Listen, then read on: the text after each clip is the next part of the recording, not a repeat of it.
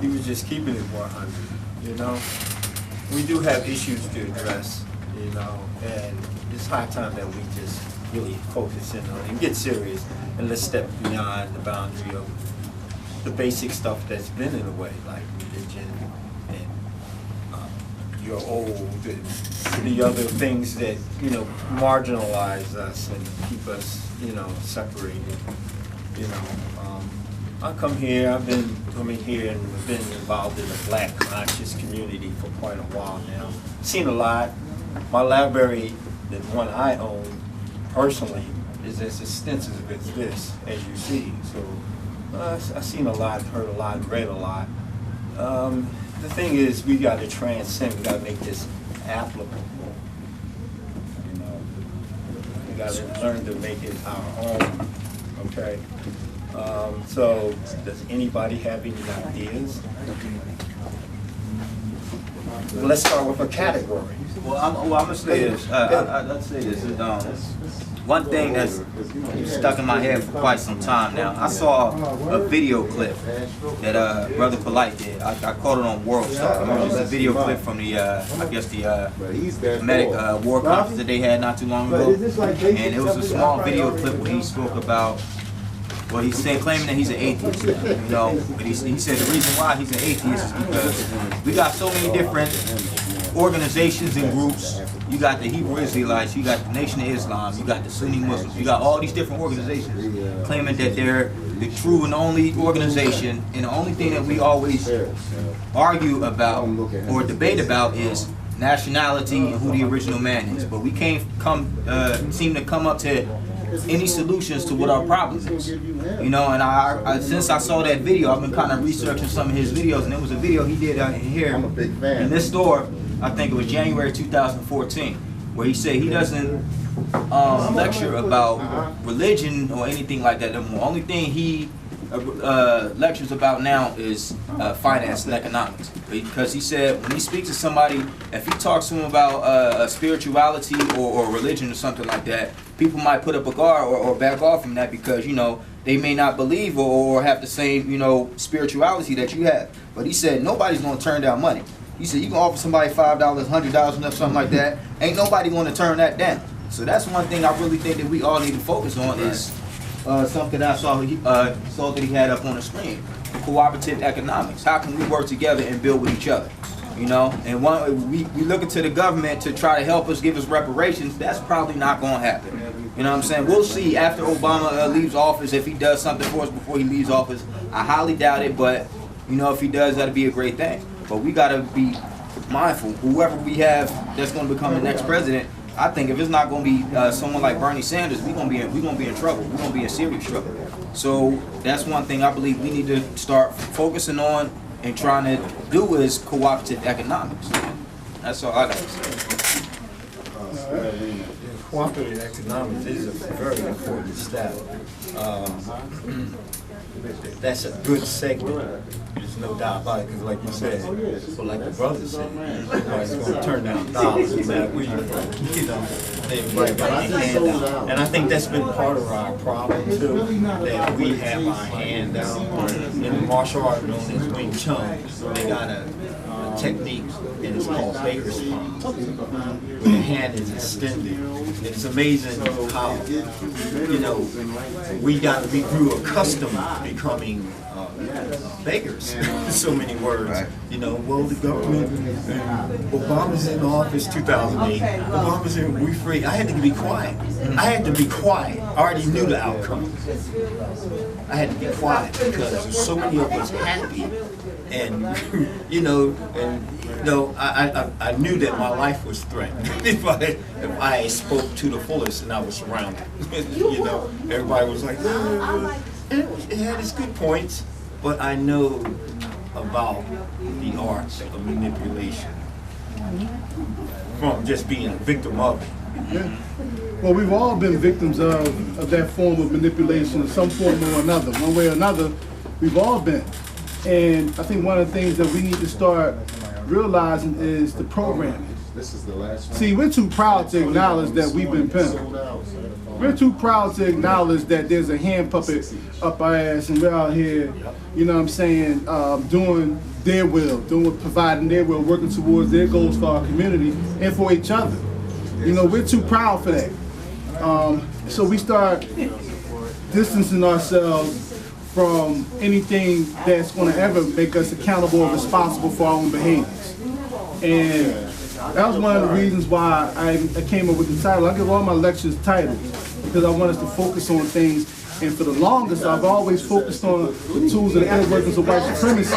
But in working and focusing on white supremacy, we have to start realizing that some of us are getting too comfortable with this connotation of being involved in the struggle.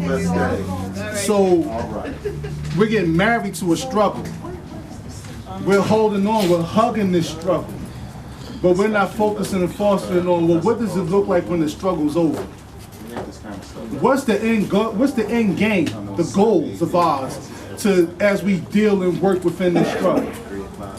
What are we dealing with? What are we working towards? And I think those are some of the things we need to start understanding. And then we have to understand the program. You know, we didn't just get how we are by accident. And I think it's probably, I've read somewhere where the omission of a people's history is worse than the perversion of a person's history. Because when you pervert a person's history, people can read through the lies. But when you omit the history, you omit things in the struggles or the reasons or the tactics that they used in the past to divide and conquer our community.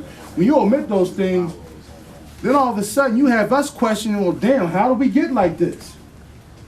You know, why is it that we're just learning about the fact that we had progressive black communities post-Civil War? Why are we only learning about 2 or 3 of them when they were over 200? What's up, brother? Because those are the roadmaps. We look at the game plans that they utilize to build those communities. People might say, you know what? I don't need this job where you're telling me to kiss your ass all day long. I'm going to go back and build from brick by brick like they did Tuskegee. You know what I'm saying? When we start talking about those things, but because the history is omitted and then they have perverted the history that's taught, well, I mean, I always akin it to this. If you're dealing with a person and you're in a relationship with them and they're lying to you all the time, after a while you're not going to want to hear what they're saying to you. Well, if you're standing in the class and the history is boring and you feel that they're lying, you can't prove that they're lying, but your instincts are telling you that they're lying, eventually you're going to tune out the history, which is why history is one of the most hated subjects in any class or any school in this country right now. I was like I was the only black history major at my school when I went to Bloomsburg University at the time I was there. And in my classes and in my studies in those classes, when we were learning about the perverted things that happen in European past, those white students in those classrooms were cringing because I was there to witness and observe it, and they knew I would take it back to my community. Yes, sir. So basically the theme should be on self-reliance. There you go. Mm-hmm. There you go. I live it. Mm-hmm. Absolutely. I come here, we have classes, and it's really about learning, as some would say, to do for self. You know what I mean? And we got to get back. And Oh, what's that? Bro, good brother, we're recording, bro. Oh, I'm sorry. No, you can stand there. I'm just letting you know we're recording. If you can just slide the camera up. I'm sorry, I don't want you to, you know. Thank you, Right sir. here? Yeah, that's cool. So it's out of your what? Okay. Okay, brother. Yeah, just to do for self. And we have to come together with groups. They got groups here. Black, white, and white groups here that practice self-reliance. One is called Survive and Thrive. And I was with them. They teach you everything. I mean everything. Oh, I'm not a food and stuff like that. Yeah. The difference is, with me, I love us. With all our problems and many different things, I really do, because we've been taken to the whooping post and 110% abused. But that don't mean that we should carry it on amongst ourselves. No. anymore. Exactly. And So what I let's was just develop gonna our say. own think tank. Oh, bruh, you read my mind. And the thing about what you just said is, there's no problem with being a spook in the room. Spook was sat by the door. There's no problem with going to other, learning from other communities and bringing it back home. We are the most studied people on the face of this earth. Every community studies us. Every community studies us. They identify weaknesses. They identify ways to exploit us. They identify the things we do well, and they mimic them. I mean, you look at what happened with the hair care industry. Everything in the community with the hair care industry, you know what I'm saying? The thing with the hair care industry, when you see all those things that, we had all those brothers and sisters who own hair care products, and then people went into the industries, the Koreans went into the industry, learned the industry, and then took the industry by storm. You know what I'm saying? And we need to start developing similar practices, because one of the things I didn't mention when we were up there, but I want to talk about now, we are at war. And we're facing war on every facet. Things we're not even thinking about. Today, my sinuses were blowing up, and I said, you know what? I wonder what chemicals they're spraying today. You know what I'm saying? Like, we're facing war in places we're not even conscious of. Hey, bro, I'm sorry. I just want to, add on to what you're saying. We on war with two fronts. We on war with white supremacy, and we at war with our own people, man. You know what I'm saying? Definitely. Our own people. I don't know. I just want to say that. Just thinking. It was a conversation that I had with you a couple of months ago. Right. And, I was talking about the school systems and thinking about entering. I'm not going to say it because I know we're on camera, but it was a certain school system that I was supposed to be employed by, and I had a conversation with you, just asking, some inside information, because I know you're an instructor and whatnot. From that conversation, almost everything that you said came into fruition. Everything that you talked about, it was like, man, he warned me about that. He told me about that. He said that was going to happen, and it did. I'm like, man, it's crazy. When you speak about the boule, definitely. And it was like, what I was basically trying to do, because they're going to get some funding.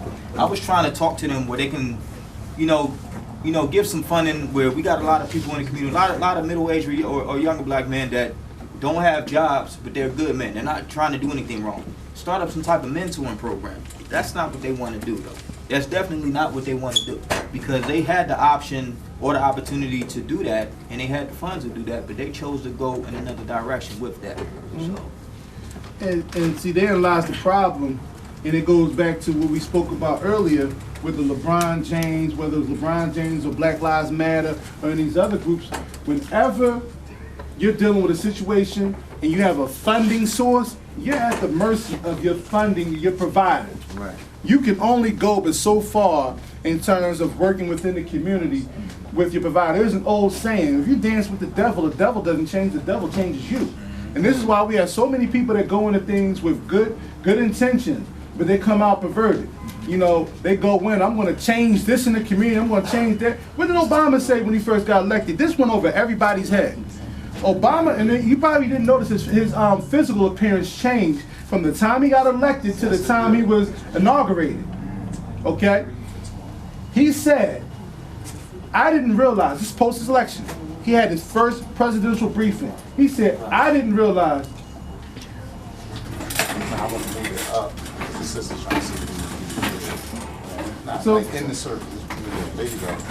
So he said, and I quote, I don't know, I might be misquoting. He said, I had no idea that being the president 8 years later, we ain't got, we still where we were, if not worse off. And, a lot of that has to do with the fact that his funders, and this is what I tried to explain to people back then. Understand, the same people are running the country, whether it's a Republican, whether it's a Democrat. All you have to do is go to their campaigns and see where the money comes from. And all the money came off of Wall Street for Obama, just like the year before, the election before it came off of Bush. In fact, the very same companies and industries, they were the same ones. So I wasn't expecting any change when Obama got in office. Not change I could believe in. I was more focused on that, yes, we can. When you said it backwards, I said, thank you, Satan. So, you know what I'm saying? But these are these are the situations we're in. Now, let's not stay married. I'm working on a project right now where we're going to talk about what it looks like when all this shit is done. All the fighting is over. And we're standing there. I can say that much now. And if somebody else does it before me, then God bless them. But I feel like we need to start seeing what the picture looks like when we win this revolution, when we win this war. What does it look like? That's what I'm fighting for. That's what I'm in for. I'm not married to a strike, to a fight. I'm not married to a struggle. I want the vacation that comes afterwards. I want, after a hard day's work, when you come home and put your feet up, yeah, after this struggle, I want to be able to put my feet up because, you know, we've raised soldiers and we've raised industries and we've raised institutions to the point where it's going to be self-reciprocating, just like the self-degradation that goes on in our community. Because if we can be trained to kill each other, we can be trained to love each other and build with each other. Yes, sir. The thing, no pun, I'm play devil's advocate, but we done that. We had Wall Street and many others, and we got to learn to endear what we have. In other words, we set it up, but we didn't have much protection. You understand what I mean? And I would say, if you're going to, as his brother said, he's looking at it through the economics. One concept was to create a super economic security officer. An economic security officer is a person that studies various things, including economics, but one being martial arts and various other things. Because if you're just looking at martial arts alone as kicking and punching, well, you got the wrong idea. Because it sets you up for strategic planning and things of that nature. As a matter of fact, there was an old movie that came out years ago in '83, I remember. It's called Gun Ho. And that was about the auto industry being taken over by the Japanese. They came in America and they just flooded with Toyotas and everything else. But they showed the men in line and they were standing up like soldiers, but they had business suits on. And they were barking back and all that. So it is also very much so a mentality. So I know some guys that's working on certain things like that. Oh no, there's a lot of, you know, there's a lot of people working on it. And we bring up, and I hate that term, Black Wall Street. I swear I hate that term. Because I know the first Black Wall Street was in New York, where they sold black people on Wall Street. So I hate that term. I always say black boom towns, things of that nature. Understood. But and I see you, brother. You want to speak? No, I was about to say. Oh yeah. True, was that true about that? Yeah. Well, yeah, I was about to ask you about that. First commodity in Wall Street was our ancestors. Yep. So It's a marketplace. you know, and they talk about building America, and Trump talking about making America great again. Well, that's what they're talking about. The only time America was that great is when they had free labor, and on the backs of our ancestors. So, you know, and I can appreciate all those black boom towns. A friend of mine, I'm trying to get him to come to Philly now. A brother by the name of Christopher Everett, who just filmed it. He just finished a documentary called Wilmington on Fire about the 1898 race massacre that took place in Wilmington, North Carolina. Now, one of the things I'll say about all those boom towns is the fact that they didn't have the security apparatus up and running. And because they didn't have it, this is something we need to focus on as well. And we got various ways to do it. And a simple way, see, this is why I like social media so much, it's well connected. Listen, I hear all the talk about gun violence and things of that nature. But all those, when you talk about gun violence, that's some straw buying stuff. We need to have our people, our communities need to be locked, stocked, and on. Not just on, we also need to utilize social media to create gun clubs, create security firms, and things of that nature, so when it goes down, we'll have our own black water out in the streets, so they won't be able to point guns at our people trying to leave a sinking city and keep them in there like they did with Katrina. You know what I'm saying? We need to be able to arm up. Now, it's not that we are going to be able to fight toe-to-toe with this government, but the bottom line is we need to be able to protect our communities. So now, in terms of communicating and so forth, if something is happening here in Philly, in 4 hours, we need a convergence from D.C., New York, and Baltimore, and Philadelphia. You know what I'm saying? If something has happened in one of those other cities, we need to convert into people. If something has happened in Detroit, Chicago, Cleveland, Cincinnati, all those cities that are within a 4-hour window need to be on the street, need to be out there in support in terms of providing security apparatus for the people. And the reason why, that's just part of it. It's just part of it. We have to deal with the system the same way the system is dealing with us. Strategically, remove the emotion from the equation, because the emotion is what they'll use to manipulate us. And I didn't really get into it, so let me just break down how I have to, I speak on the difference between dealing with situations emotionally and dealing with passion. If you are passionate about something, nothing can deter you, nothing can change your focus, because your passion will keep you on the path. It'll keep you focused on your goal. If you're emotional, you can be manipulated any which way the wind blows.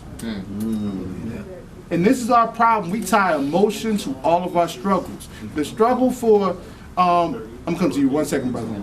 The struggle for saving our communities, when Trayvon Martin got killed, he should have been the last one to die. In terms of dealing with violence from white supremacists who, went above and beyond, his call of duty and protecting his neighborhood. He wasn't even part of the damn town watch, and killing that brother on the street. We should have a protocol in place. First of all, George Zimmerman, I'm not, putting no threats out there, but the fact that he's still breathing air and drinking water and all that good stuff is a little bit much for me. But the bottom line is, you know what I'm saying? But the bottom line is, we have to have all facets of our community covered. Education, it starts with the economics, but if we don't get the cultural part right, the economics, you know what the economics is going to do? Economics is going to have a whole bunch of Fleetwood Cadillacs rolling up and down your block. The economics is going to have a whole bunch of fur coats. It's that if we don't address the cultural part, we have to address the cultural part and understand that we have to lay to bed this whole nigger rich mentality. You know what I'm saying? The flash and dash. We got to lay that to bed, because the children see that, and just like we don't pass down the history, we didn't pass down why you should be in the house before the street lights came on. You never pass that out. You know what I'm saying? But we have to pass down the legend with the tradition. We pass down the tradition. Oh, I'm coming to this, brother. Okay, we'll come back to you, brother. Now, when you say we get controlled by emotions, do you think it's because we think on our feelings? Definitely, but not just that we think on. That's a female way of thinking. That means we're in trouble if Hillary Clinton becomes president.